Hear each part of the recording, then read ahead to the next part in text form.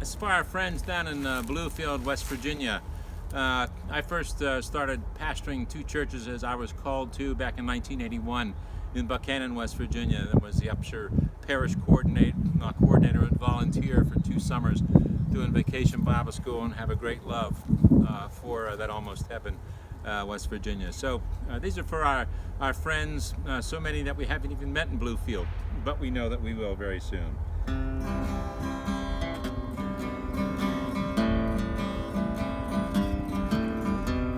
The railroad made things possible through West Virginia, hauling that coal, and this goes out for them. Hear that lonesome whippoorwill, it sounds too blue to cry. The midnight train is winding low. I'm so lonesome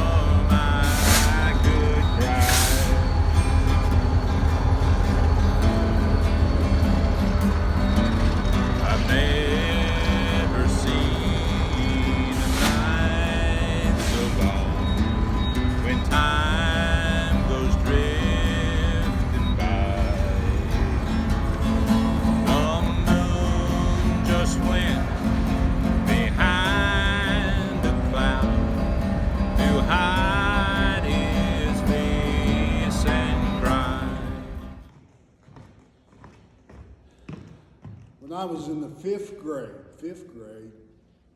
we got a new teacher in the middle of the semester. The old teacher got sick and had to leave, and we got a new teacher. And everybody knew who the new teacher was. He was sort of a legend in that area in athletics. His name was Larry Williams. But we knew him as Pot Liquor. Now you think maybe the reason he was called Pot Liquor is when he got on the basketball court, the other team would go down in defeat. But that's not the reason he was called Pot Liquor. Here's the reason. His mother made cake icing. And after she finished making the cake icing, he licked the pot. So he got the nickname Pot Liquor. He was an excellent teacher, and he was an excellent coach. During that time in the fifth grade, we had a girl in our class. She was an extremely poor girl. She wore ragged clothes. Her shoes had holes in them. Her hair sometimes was matted.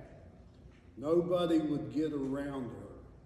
Nobody would even talk to her.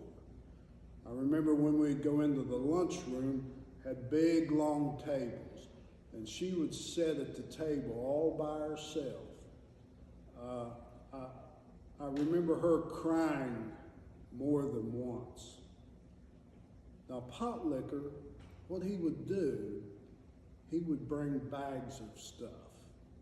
Don't know what was in the bags, but he would bring bags of stuff and give her. He really, really tried to help her. The worst thing about it is, as kids sometimes will do, is they made fun of her. They would make fun of her. And you know, it never failed. I never made fun of her, but I was always present. I was always in the group when somebody made fun of her. That was a terrible thing. Ever seen that girl after those incidents? 10 years ago, my mother had a stroke.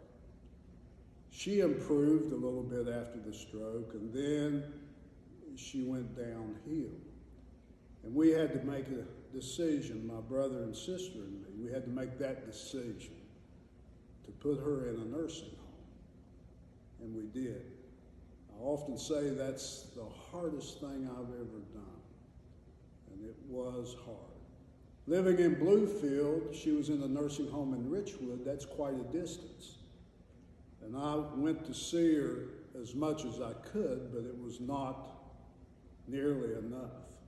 I remember one evening I was in that area and I thought I'll just drive by the nursing home and see Mom.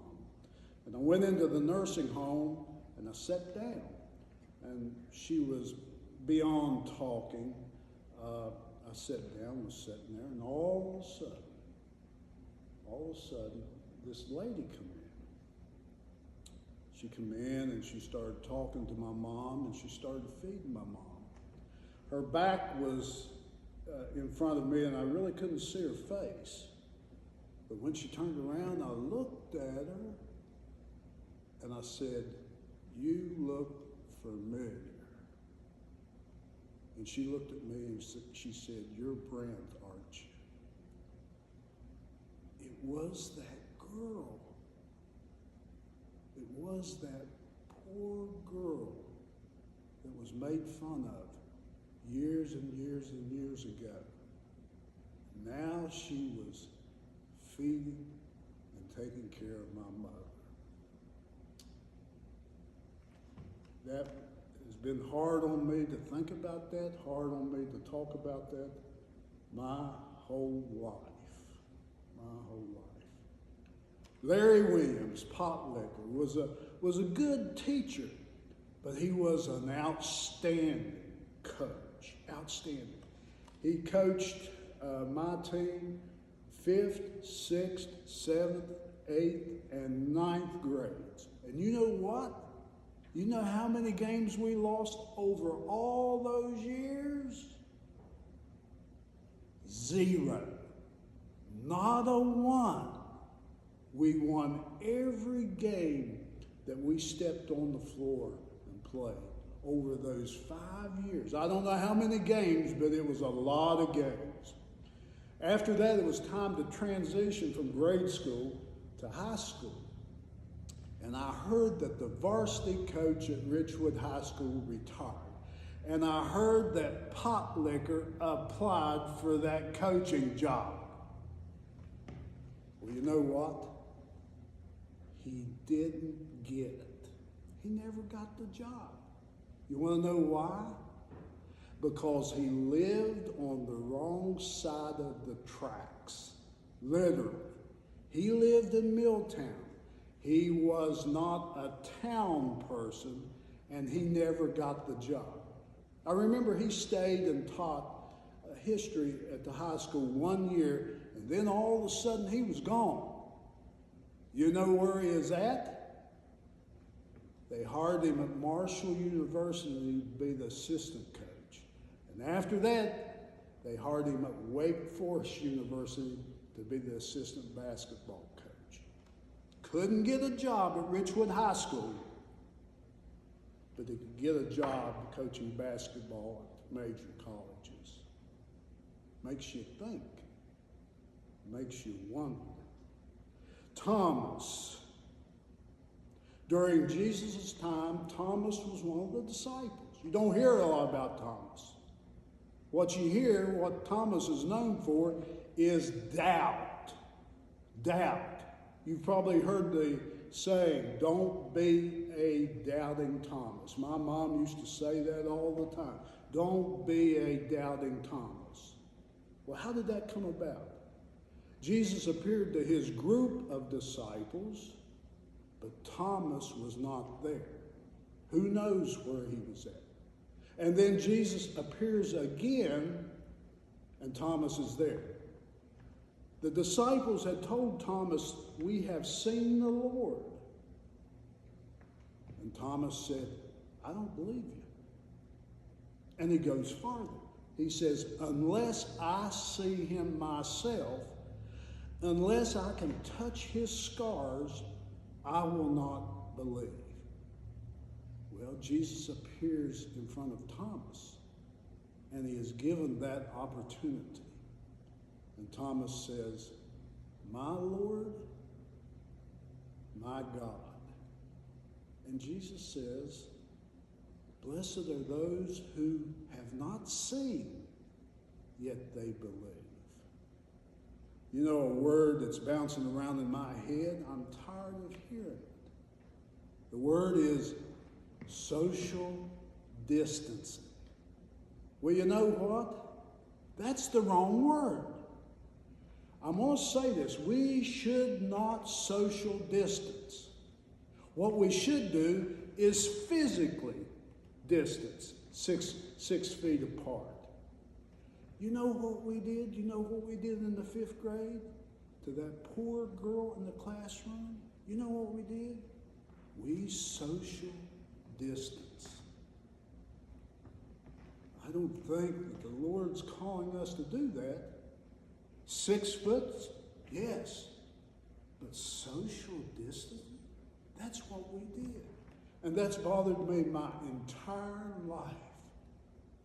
Pot liquor, what happened to him?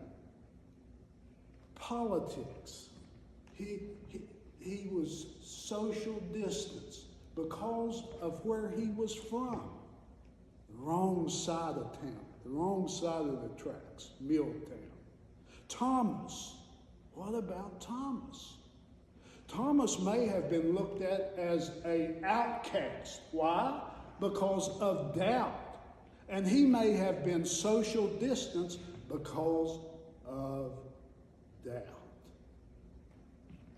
We need the physical distance. We need to keep space between us. But I don't know about social distancing. You know what I thought about? I thought about doing this. I really did. I thought about putting on the marquee of the church. Don't social distance. You know what would happen? Well, they'd put me in jail for saying that. But I'm saying it here. The Lord calls us to love everyone, no matter what side of the track they are from, no matter whether they're rich or poor, no matter whether they're Republican or Democrat, no matter whether they're Methodist, Baptist, Presbyterian. Doesn't matter. We are to love everyone, not keep social distance between us. But during this day and time, we do have to physical distance. Amen.